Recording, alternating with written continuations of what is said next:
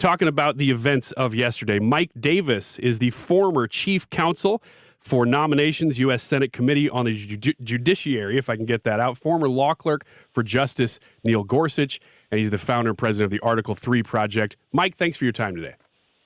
Thank you for having me.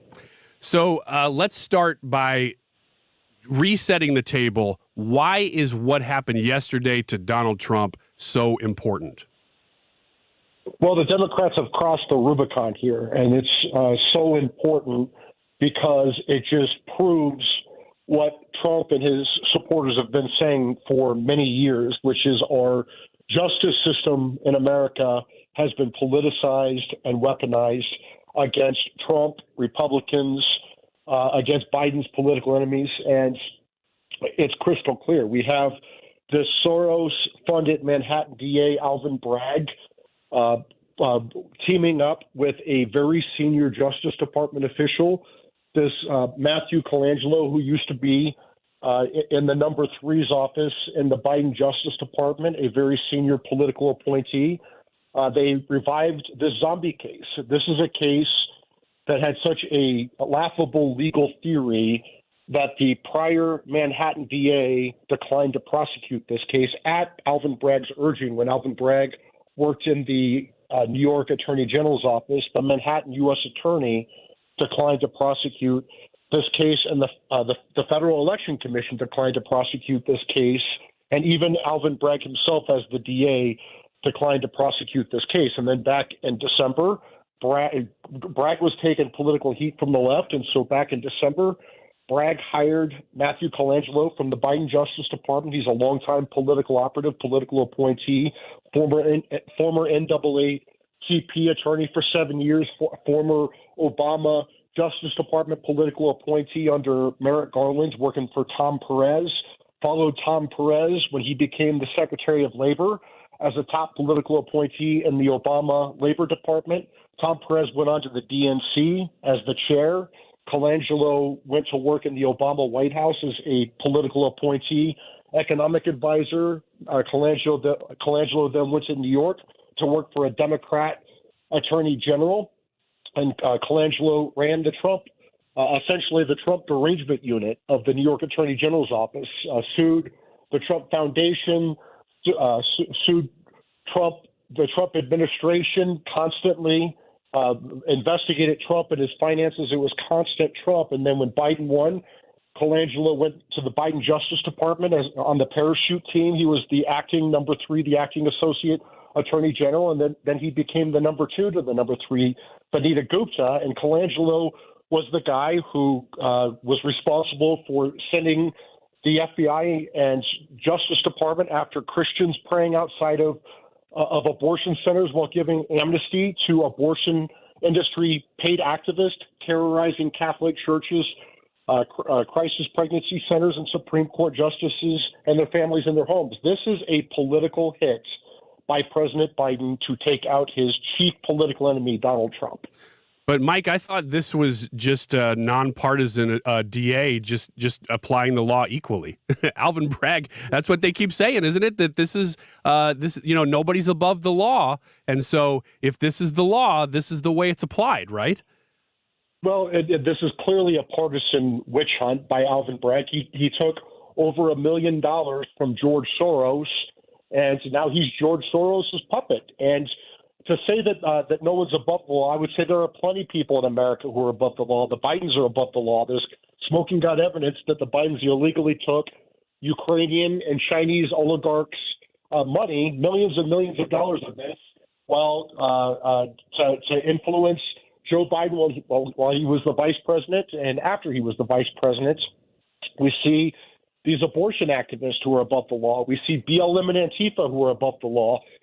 With President Trump, he's actually below the law. Like he's not above the law, he's below the law because they're bringing bogus charges against him, and it's lawfare. It's not. This is coordinated across the country. It's not just Manhattan DA Alvin Bragg bringing these bogus charges against Trump for these non-felonies. You also see Garland Special Counsel Jack Smith looking at the non-crime of a former president having his presidential records in the office of former presidents, which is specifically allowed by Congress in the Presidential Records Act. You're looking at the Fulton County, Georgia Democrats, DA Fannie Willis looking at President Trump for the non-crime of objecting to a presidential election and twisting arms and lobbying other people to object to a presidential election. That is specifically allowed by the Electoral Count of 1887. It's also allowed by the First Amendment. If it were illegal to object to presidential elections, Democrats would be in prison for objecting to Republican wins in 1969, 2001, 2005, 2017. This has been a 6-year witch hunt, 7-year witch hunt against Donald Trump because Democrats fear they can't beat him in the polls like what happened in 2016, so they simply indicted him. Mike Davis on the phone with us, founder and president of the Article 3 Project. He's a former chief counsel for nominations, U.S. Senate Committee on the Judiciary. So you used the phrase when we first started talking that they've crossed the Rubicon. What does this mean, outside of this case, because we're going to watch this take place, and a lot of people saying this probably isn't even going to go to a jury. It's such a weak case. But what happens now politically? People are saying now that maybe you're going to start seeing DAs from across the country just pick their political enemies and start going after them legally. Is that where we're at? Well, I hope so, because you know what? The only way we're going to stop this is to give these leftists a healthy dose of their own medicine. These are not liberals. This is not our parents' or our grandparents' Democrat Party. These are not liberals who love America and just disagree with conservatives on the best way to get there. These are leftists. These are Marxists. They hate America. They're trying to destroy America. They hate equality. They believe in equity. They hate free speech. They believe in censorship.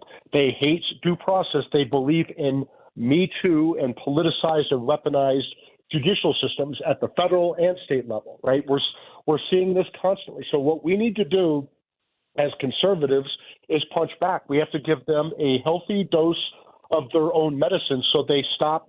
I call this the dead chicken strategy. When I clerked for Justice Gorsuch, each of the justices, 4 law clerks, would have lunch with each of the justices over the course of the year. And our lunch with Justice Clarence Thomas, it was a great lunch, like 2.5, 3 hours. He talks about when he was growing up on the farm in Georgia, when dogs killed chickens, you would wrap those dead chickens around those dogs' necks, and as those dead chickens rotted around those dogs' necks, those dogs would lose the taste for chicken. And we need to do the same thing against the left with their lawfare. So if you want to come up with these bogus charges against a political rival like they're doing with President Trump, let's use our state attorneys general, Republican attorneys general, our Republican DAs, our Republican prosecutors, our Republican state and federal legislatures. Let's punch back. Let's indict the Democrats for their real crimes. Let's investigate Democrats for their real crimes. Give them a healthy dose of their own medicine. There is clear evidence that the Bidens have taken millions and millions of dollars from the CCP and Ukraine. Why are we not investigating this more? Why are we not pushing our state attorneys general where there were BLM and Antifa riots or abortion industry activists terrorizing Catholic churches and crisis pregnancy centers? Why are we not going after the Bidens, the Clintons, BLM, Soros, Antifa, all these left-wing actors? Why are we sitting back and not taking off the gloves and going after them? You know, Mike, I got enough time for probably one more question here, but I don't know if you were able to watch Trump's speech last night. It was not quite a rally, but it had kind of that environment to it. He mentioned a few of the cases that you're talking about, things that he said, this is what now Republican DAs need to go after and attorney generals need to go after. And one of them that he brought up I thought was very interesting. He said that the intelligence officials who lied about Hunter Biden's laptop on record, that those people should be gone after legally. Is there something there? Yeah, I mean, clearly they signed a letter saying that this was a Russian disinformation. Hunter Biden's laptop, 51 of these goons signed a letter saying that Hunter Biden's laptop was a Russian disinformation campaign, which was a complete lie. It got the New York Post, America's oldest newspaper, censored, right? You couldn't even access the link to the story, and they got kicked off of social media. It's insane. It's election interference at its worst. And you have to look at these officials. They should not have security clearances. They're lying to the public. They should lose their security clearances. They should look at if there was a conspiracy to violate civil rights of people who tried to report this information. This is criminal what they did. And yes, there should be a reckoning. You know, there's not going to be a reckoning because the uniparty in D.C. protects itself, but there absolutely should be a reckoning. Mike Davis is the founder and president of the Article 3 Project. Mike, how do people find the Article 3 Project if they want to follow you? Yeah, that's it's article3project.org, article3project.org. It's at Article 3 Project, at Article 3 Project on Getter, Twitter, Truth. And my personal is at MRDDMIA, MRDDMIA. Those are my initials in Des Moines, Iowa. I appreciate you having me on. Cool. Thanks, Mike. Appreciate your time. Yeah, Mike Davis, he knows a lot. I mean, he was a law clerk for Gorsuch. I mean, that kind of stuff. You hear those personal stories about him sitting down and having lunch with Justice Thomas and those things. You're like, how am I talking to this guy? That's cool stuff. Yeah. So this is, I was going